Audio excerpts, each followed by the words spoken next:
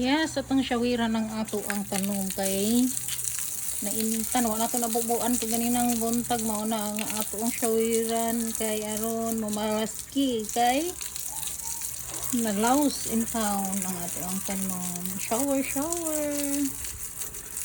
syawira na to aron maulian luwi in town kaayo rag pastang kainit karong adlaw kay aksyon og kakuskus ang mga dahon.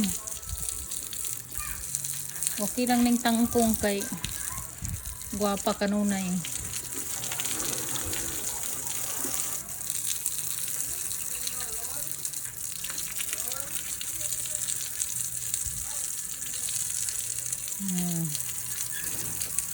Shower.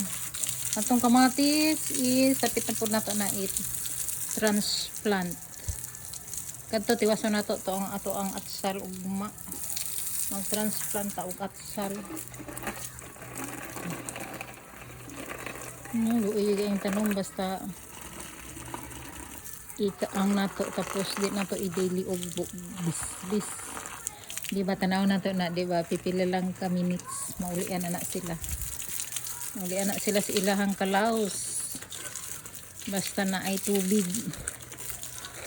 Tanang tanaw na niya. Mga flower.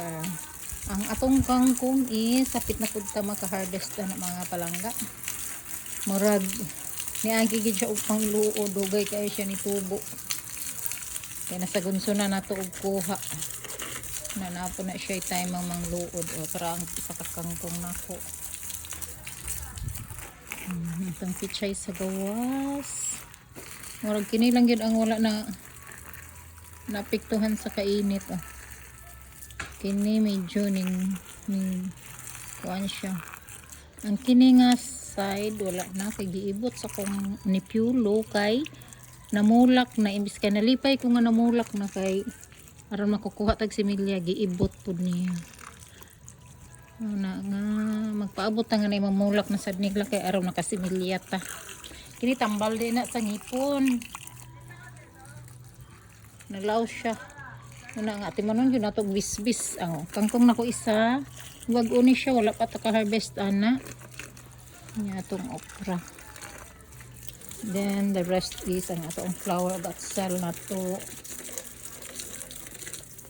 atong kangkong gani okay ning baba na ay taas na siya ani naanad ni sila nga ginabisbisan ako untag og hapon kaganina lang wala ko kapamisbis kay udtuhan ta dito sa ato ang isa ka garden then na ako'y lakaw kaganina mauna nga wala na ko kahuna-huna o pamuo mauna in town ang ilahang dagway nga nangalaos in town anya katulang mga palangga see you na po next tomorrow ta magkita update sa ako ang garden. Thank you for watching. Please follow and subscribe my channel, Mommy R Rose. Thank you. God bless everyone.